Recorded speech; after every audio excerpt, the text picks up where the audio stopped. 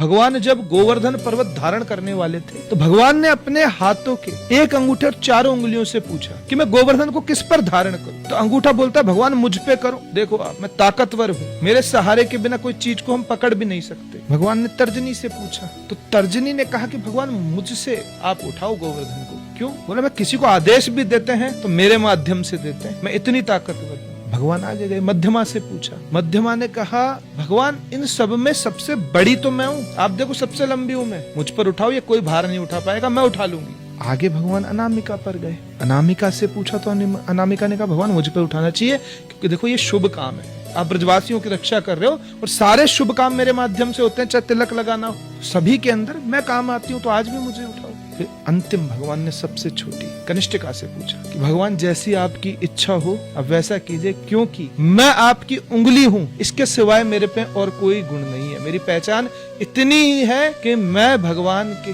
कर कमलों की एक छोटी सी उंगली। यहाँ पर कनिष्ठिका शरणागत हो गई और गोवर्धन को भगवान ने अपनी इसी उंगली पर धारण किया और आज युगों युगों तक कथाओं के अंदर वर्णन किसका आता है? इसी कनिष्ठिका का, सबसे छोटी उंगली का। तो आप कितने बड़े हो, आप कितने शुभ कार्य करते हो, इससे कोई मतलब नहीं है। मतलब है जब आप खुद की इस नश्वरता को पहचान लोगे कि मेरी क्या पहचान है, कोई पहचान